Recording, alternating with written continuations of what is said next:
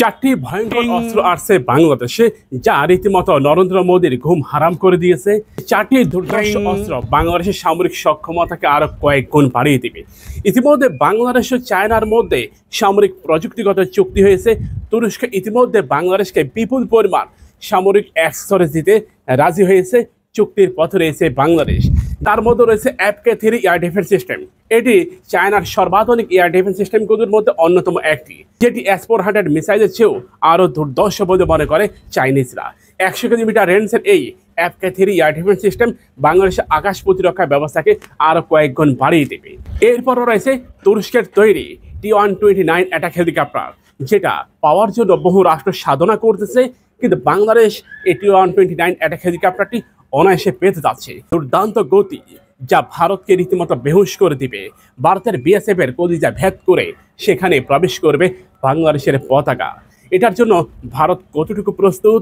3 নম্বরে রয়েছে বাংলাদেশের সবচেয়ে বহুল আলোচিত ফাইটার জেট J-10C যুদ্ধ বিমান, যেটা পাওয়ার জন্য বাংলাদেশ অনেক গড়িমসি করেছে। এর আগের গভর্নমেন্ট এই যুদ্ধ বিমানটি ক্রয়ের কোনো চেষ্টাই করেনি। তারা শুধুমাত্র মিডিয়ার সামনে কিছু বকওয়াস কথা বলেছে। কিন্তু ডক্টর মোহাম্মদ ইউনূস J-10C যুদ্ধ বিমানের বিশাল একটি বহর বাংলাদেশের সাথে যুক্ত করতে যাচ্ছে।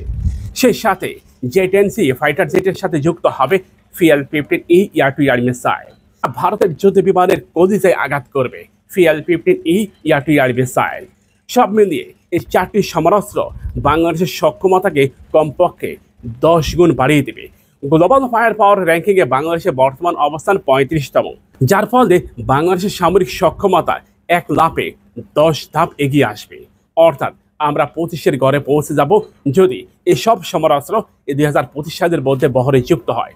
ভারতের একটি গণমাধ্যম তারা সম্প্রতি জানিয়েছে, বাংলাদেশ যে হারে সমরাস্ত্র শক্তি বাড়াচ্ছে, তাতে করে ভারতের জন্য এটা দুশ্চিন্তার কারণ হয়ে দেখা দিবে। কারণ দুনিয়া কাঁপানো 4টি অস্ত্র বাংলাদেশের বহরে যুক্ত হচ্ছে, যা ভারতের মাথা ব্যথার কারণ। তার মধ্যে সবগুলোই চায়না এবং তুরস্ক। ভারত এটা ভেবেছিল বাংলাদেশ কখনোই দূরপাল্লার মিসাইল ক্রয় করতে পারবে না, কিংবা ক্রয় করতে আমরা তাদেরকে কখনোই দিব না। কিন্তু ভারত এটা কি জানে, হঠাৎ করেই যে বাংলাদেশের গলার মধ্যে আমরা দড়ি পরিয়ে দিয়েছি, শিকল লাগিয়ে দিয়েছি, সে বাংলাদেশ এখন 300-400 কিলোমিটার রেঞ্জের সকল মিসাইল নিজেদের বহরে যুক্ত করছে। যে বাংলাদেশ কখনোই 120 কিলোমিটারের বেশি মিসাইল নিজেদের বহরে যুক্ত করার কথা চিন্তাও করেনি, সে বাংলাদেশ এখন 400 কিলোমিটার রেঞ্জের মিসাইল নিজেদের বহরে যুক্ত করতেছে। ভারতের অন্যতম একজন সামরিক বিশ্লেষক অজিত রায় সম্প্রতি তিনি লন্ডন থেকে একটি বার্তা দিয়েছেন। তিনি বললেন, 400 কিলোমিটার রেঞ্জের মিসাইল বাংলাদেশের বহরে যুক্ত হওয়া মানে ভারতের জন্য আরও অনেক বড় মাথা ব্যথা এবং বিপদের কারণ ভারতের প্রতিবেশী বাংলাদেশ। তিনি আরও বলেন, 400 কিলোমিটার রেঞ্জের এই মিসাইল ভারতের 7 সিস্টারকে হুমকির মুখে ফেলে দিবে। ভারতের তথাকথিত সাংবাদিকদের বিরোধিতা করেন অজিত রায়। তিনি বলেন, শুধু মিডিয়ার মাধ্যমে বাংলাদেশকে খেপিয়ে তোলা এবং হুমকি ধমকি তৈরি করা, এটা ভারতের জন্য বিপদের কারণ হবে। তিনি সেখানে গুরুত্বপূর্ণ একটা পয়েন্ট টেনে আনলেন, যদি কখনো ভারত 7 সিস্টার হারিয়ে ফেলে, তার জন্য দায়ী পুরোপুরি ভারত। বাংলাদেশের সাথে সম্পর্ক নষ্ট করা, মিডিয়ার মাধ্যমে বাংলাদেশের উচ্চপদস্থ সামরিক কর্মকর্তা থেকে শুরু করে সাধারণ জনগণকে খেপিয়ে তোলা, এগুলো হচ্ছে এর অন্যতম কারণ। অজিত রায় তিনি দুই দেশের মধ্যে সম্পর্ক পুনরায় স্থাপনের আহ্বান জানালেন এবং 7 সিস্টারের নিরাপত্তা নিশ্চিত করার জন্য নরেন্দ্র মোদীর প্রতি তিনি উদারত আহ্বান জানিয়েছেন। অজিত রায়, আপনার এই কথাগুলো কি চা বিক্রেতা নরেন্দ্র মোদী শুনবে, কিংবা বেজরমা সাংবাদিকরা শুনবে? তারা মনে করে তাদের অনেক শক্তি রয়েছে, সামর্থ্য রয়েছে।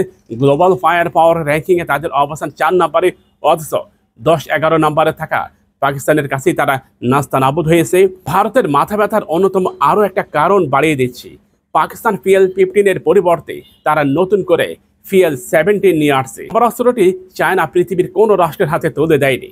এটা চায়নার নিরাপত্তা কবজি ধরে চায়নারা। চাইনিজরা এই PL-17কে তাদের নিরাপত্তার কবজি ধরে। কবজি বোঝেন? নিরাপত্তার কবজি ধরে।